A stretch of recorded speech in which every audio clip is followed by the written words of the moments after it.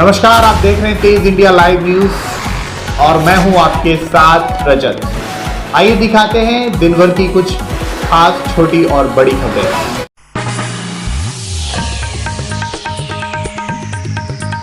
जनपद बिजनौर के हल्दौर में राष्ट्रीय प्रेस क्लब का किया गया गठन। आज हल्दौर में पुलिस अधीक्षक नगर डॉक्टर प्रवीण रंजन ने राष्ट्रीय प्रेस क्लब के अध्यक्ष नरेंद्र अहलावत को मनोनीत पत्र देकर किया सम्मानित। आपको बता दें, हल्दौर में आज राष्ट्रीय प्रेस क्लब का गठन किया गया, जिसमें मुख्य अतिथि पुलिस अधीक्षक नगर डॉक्टर प्रवीण रंजन ने राष्ट्रीय प्रेस क्लब अध्यक्ष नरेंद्र अहलावत को मनोनीत पत्र देकर सम्मानित किया, जिसमें क्षेत्र के सभी पत्रकार शामिल रहे। और राष्ट्रीय अध्यक्ष अनिल कुमार शर्मा ने कहा कि किसी भी संगठन के पत्रकार साथी के साथ अगर कोई उत्पीड़न किया जाता है तो राष्ट्रीय प्रेस क्लब पीड़ित साथी की मदद करने का काम करेगा। समाज सेवा में राष्ट्रीय प्रेस क्लब आगे रहेगा, सच्चाई का आईना दिखाने का काम करेगा, जनहित की खबरें बिना किसी स्वार्थ के लिखेगा, पत्रकार का कार्य करने का काम करेगा। हल्दौर के अध्यक्ष नरेंद्र अहलावत ने पत्रकारिता निस्वार्थ करने का काम करेगा। हल्दौर से हमारे संवाददाता नरेंद्र सिंह अहलावत की रिपोर्ट।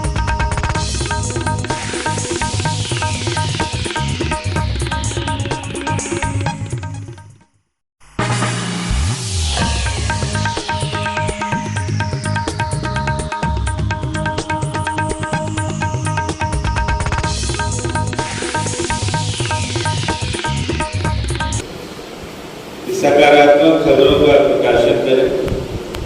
आपकी खबरों से समाज में एक सकारात्मक ध्वनि जानी चाहिए, एक पॉजिटिव एनर्जी से निकले, समाज में एकजुटता रहे, शांति व्यवस्था बनी रहे। इसके संबंध में हम सबको मिलकर प्रयास करना चाहिए। मैं तो समझता हूँ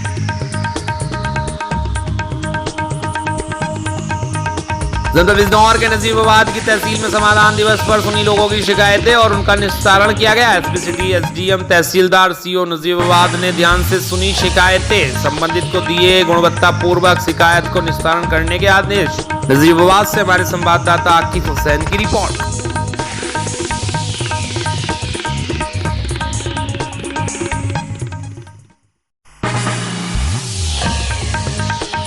जनपद गोरखपुर में गो आधारित प्राकृतिक खेती के विस्तारीकरण में जुटा गोरक्षक पीठ सहज तरीके से जीवामृत व प्राकृतिक कीटनाशी बनाने का दिया प्रशिक्षण। देसी गाय प्राकृतिक खेती का आधार है। 1 ग्राम गोबर में 300 करोड़ लाभकारी सूक्ष्म जीवाणु। आपको बता दें, गोरखपुर में 17 जून को खाद्य पदार्थों के जरिए नए जहर खाएं, नए जहर खिलाए के मंत्र को अंगीकार कर गोरखपीठ गौ आधारित प्राकृतिक खेती को विस्तारित करने का निरंतर अभियान चला रही है। मुख्यमंत्री एवं गोरक्षक पीठ धीश्वर योगी आदित्यनाथ सदैव प्राकृतिक खेती पर जोर देते हैं और इसकी पहल उन्होंने काफी पहले से गोरक्षक पीठ से कर रखी है। इसीलिए इस सिलसिले को आगे बढ़ाते हुए गोरक्षक पीठ में 2 दिवसीय प्रशिक्षण कार्यशाला का आयोजन किया गया। इस दौरान किसान भाइयों को बहुत ही सहज तरीके से जीवामृत और प्राकृतिक कीटनाशक बनाना सिखाया गया। गोरखपुर से हमारे संवाददाता कुलदीप सिंह की रिपोर्ट करते हैं। अवेलेबल फार्म में तत्वों को पौधों के लिए उपलब्ध कराते हैं। तो ये प्राकृतिक खेती का जो सिद्धांत है उसमें ये एक प्रकार का आदान है और देसी गाय और देसी बीज इस प्राकृतिक खेती के मूल आधार हैं। बगैर इसके हम इसका कोई विकल्प नहीं है। और ये जो आदान बन रहे हैं, जीवामृत, घन जीवामृत, दशपर्णी अर्क, ब्रह्मास्त्र, अग्न्यास्त्र, इसके अलावा सहफसल की बात होती है। परस्पर पूरकता के सिद्धांत पे सहजीवन और सहअस्तित्व के माध्यम से एक फसल दूसरे फसल की आवश्यकताओं को पूरा करता है और इससे लागत कम होती है और स्वाभाविक रूप से आमदनी बढ़ती है। बाजार आधारित खेती न होकर स्वावलंबी खेती है। इससे किसान का स्वावलंबन बनता है, उसको बाजार नहीं जाना पड़ता किसी। ये हमारे आसपास परिवेश में ही चीज़ें उपलब्ध होती हैं। इसके साथ साथ इस खेती में 90% पानी की बचत होती है। किसी भी प्रकार से हम फ्लड इरिगेशन नहीं करते हैं, नाली पर बेड पर खेती करते हैं और आच्छादन कर जो भी फसल अवशेष है, आज वर्तमान समय में किसान जो भी फसल अवशेष है उसको जला देता है अथवा नष्ट कर देता है। इस खेती में उस फसल अवशेष का बहुत बड़ा महत्व है, क्योंकि आच्छादन करने से, भूमि को ढक देने से फसल अवशेष से जहाँ एक तरफ वो प्राकृतिक रूप से डिकम्पोज होता है, वो खाद के रूप में परिवर्तित होता है, वहीं दूसरी तरफ हम ये पाते हैं कि आच्छादन होने से केंचुए की गतिविधि बढ़ जाती है, सूक्ष्म जीवाणुओं की सक्रियता बढ़ जाती है और मिट्टी में पर्याप्त नमी होती है, जो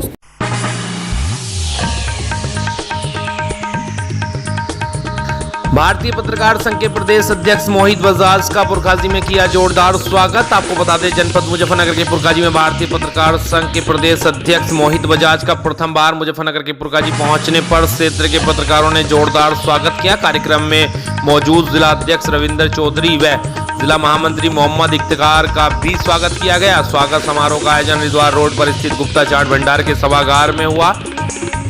इस दौरान भारतीय पत्रकार संघ के प्रदेश अध्यक्ष मोहित बजाज ने सभी का आभार व्यक्त करते हुए कहा कि पत्रकारों के हितों के लिए हमेशा तत्पर हैं और उनकी समस्या के निदान के लिए हमेशा लड़ाई लड़ते रहेंगे। सभी पत्रकारों को सम्मान दिलाया जाएगा। ईमानदार और स्वच्छ छवि के लोगों को ही भारतीय पत्रकार संघ की सदस्यता दिलाई जाएगी। उन्होंने कहा कि पत्रकारों के लिए मीडिया सेंटर आवासीय कॉलोनी के लिए प्रयास किया जाएगा। इस दौरान नगर कार्यकारिणी का गठन किया गया, जिसमें जिला उपाध्यक्ष संदीप शर्मा, ब्लॉक अध्यक्ष तनवीर आलम किंग, ब्लॉक महामंत्री रमेश गोयल, बलराज सिंह को जानसठ, तहसील नगर अध्यक्ष मंसूर कुरैशी, हाफिज शहजाद और मेहताब आलम, मनोज कुमार आदि को कार्यकारिणी का सदस्य बनाया गया। इसने सभी को प्रदेश अध्यक्ष मोहित बजाज ने माल्यार्पण कर स्वागत किया। पुरकाजी से हमारे संवाददाता शहजाद अली की रिपोर्ट। संदेश से पहले मैं बता देना चाहता हूँ कि आज पुरकाजी में बड़े अल्प समय के अंदर आप लोगों ने जो छोटा सा बड़ा प्यार दिया हाईवे पर भी, क्योंकि यहाँ किसी प्रकार का कार्यक्रम का आयोजन नहीं था। दरअसल क्या था कि मैं यहाँ से बस निकल रहा था तो कितनी सूचना पाकर ही आप सभी लोगों ने अपना काम छोड़कर समय दिया। इसके लिए आप सभी लोगों का तहे दिल से धन्यवाद। और ये बात साफ तौर पर दिखाता है कि आप सभी लोगों के जहन में भारतीय पत्रकार संघ के लिए कितना प्रेम है और आप कितनी लगन से भारतीय पत्रकार संघ के लिए कार्य कर रहे हैं। ये हमारे लिए बहुत ही ज़्यादा गर्व की बात है और मैं आप लोगों को वादा दिलाता हूँ पूरा कि भारतीय पत्रकार संघ के 75 जनपदों को जल्द से जल्द पूरा करने के पश्चात प्रदेश की राजधानी लखनऊ में एक ऐसा कार्यक्रम भारतीय पत्रकार संघ के बैनर तले कराएंगे जो पत्रकारों में एक नया अध्याय लिखेगा। एक नया अध्याय पत्रकारों का लिखा जाएगा और चौथा स्तंभ को मजबूत करने के लिए आप सभी लोगों के सहयोग से हम लोग करेंगे। और रही बात जनपद मुजफ्फरनगर की, पुरकाजी की, तो यहाँ पर हमारे रविंद्र चौधरी भाई साहब जो कि जिलाध्यक्ष हैं, इनके समक्ष जितनी भी टीम यहाँ साथ में है मौजूद, सभी लोगों का मैं हृदय से धन्यवाद करना चाहता हूँ कि आप लोग यहाँ बड़े अच्छी संख्या में भी आ गए कुछ कम समय के अंदर। इस संख्या बल के साथ साथ आप लोगों को पत्रकारिता के बल में भी मजबूती लानी है और मुजफ्फरनगर ही नहीं बल्कि पूरे प्रदेश में ऐसी एकजुटता आपको दिखानी है कि उसको देखने के बाद पत्रकारिता का एक नया अध्याय एक बार फिर से लिखा जाए। इसके साथ मैं आप लोगों को बहुत बहुत धन्यवाद करना चाहता हूँ। पुनः बहुत बहुत धन्यवाद। जय हिंद, जय भारत।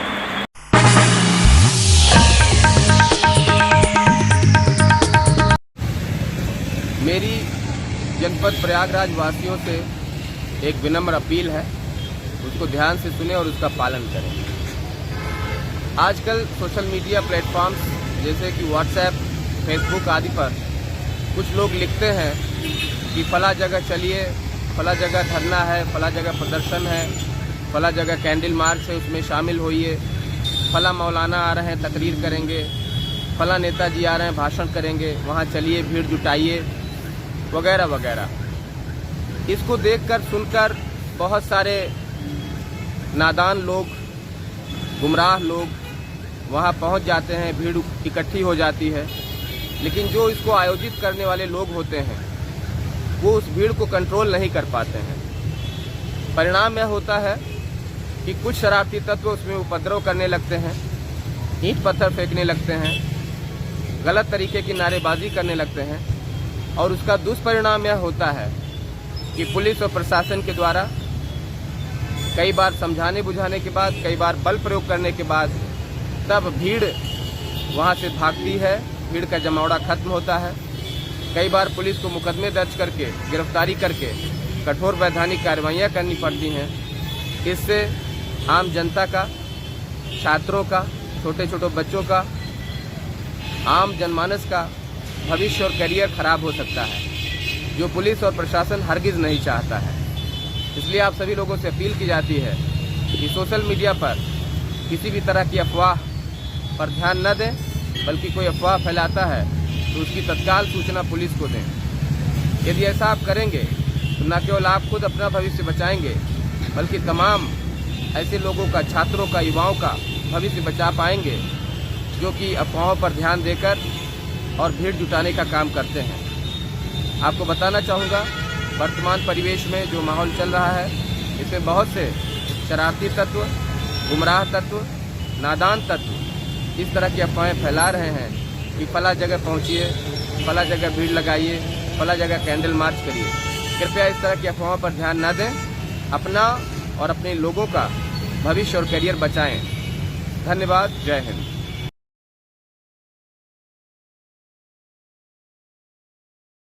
उत्तर प्रदेश के प्रयागराज में वरिष्ठ पुलिस अधीक्षक प्रयागराज द्वारा सतर्कता के दृष्टि से रेलवे नैनी जंक्शन व प्रयागराज चिकवी जंक्शन पर भ्रमण कर संबंधित को दिए गए आवश्यक दिशा निर्देश। प्रयागराज से हमारे संवाददाता दयाशंकर पांडे की रिपोर्ट।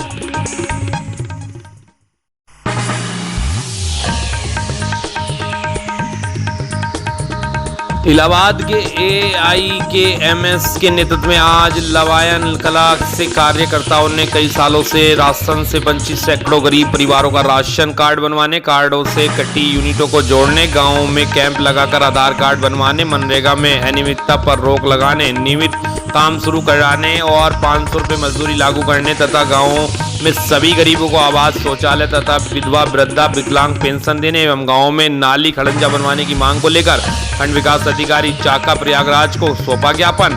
समय रहते उपरोक्त मांगे पूरी नहीं हुई तो मजदूरों ने बड़े आंदोलन करने की दी चेतावनी। प्रयागराज से हमारे संवाददाता दयाशंकर पांडे की रिपोर्ट।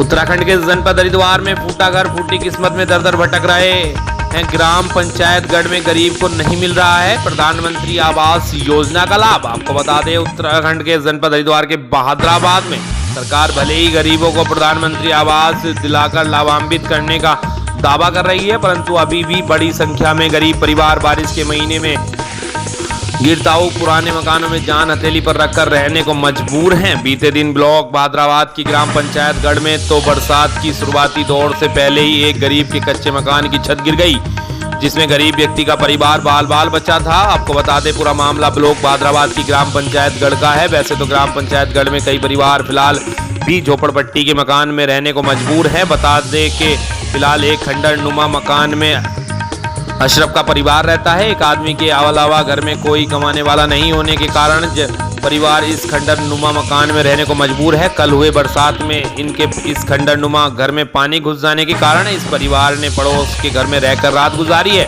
अशरफ ने बताया कि वह ग्राम प्रधान से लेकर कई बुद्धिजीवी कार्यवाहकों के चक्कर काट कर थक चुका है, लेकिन प्रधानमंत्री आवास योजना के लिए उनकी कोई सुनवाई नहीं हो रही है। ग्राम पंचायत गढ़ में प्रधानमंत्री आवास योजना का लाभ उचित पात्रों को नहीं मिल पा रहा है। ग्राम पंचायत गढ़ में अशरफ के जैसे न हो कितने परिवार झोपड़पट्टी में अपना जीवन गुजार रहे हैं। बहादुराबाद से हमारे संवाददाता रणविजय सिंह की रिपोर्ट।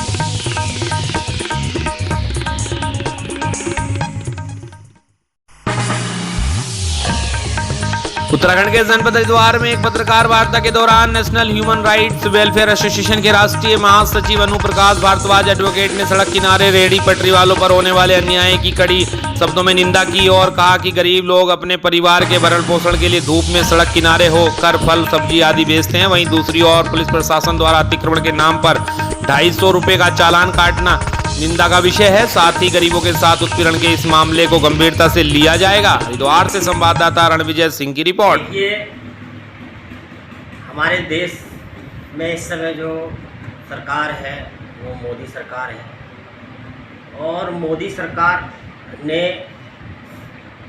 संबंधित राज्यों को ये निर्देश दिए हुए हैं कि जो गरीब लोग हैं, रेहड़ी पट्टी वाले लोग हैं, उनको हर संभव मदद दी जाए, उनको लोन वगैरह उनका शीघ्रत किया जाए ताकि वो अपने रोजी रोटी कमा सकें। रोड के किनारे जो रेहड़ी पटरी वाले ठेली पर लेकर के फल वगैरह की ठेलियाँ लगाते हैं वो बमुश्किल पूरे दिन में 200-400 रुपये की इनकम कर पाते हैं और उसी से उनका रोजगार चलता है।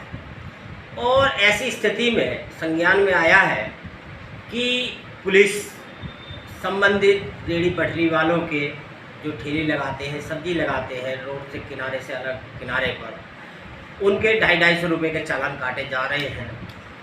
इस संबंध में उनको रसीद भी दी जाती है। ये पैसा पुलिस प्रशासन अपने मद में इसको कर रहे हैं, जहाँ तक हमारा आइडिया है, क्योंकि रसीद वो जारी कर रहे हैं, लेकिन ये अनैतिक है, असंवैधानिक है।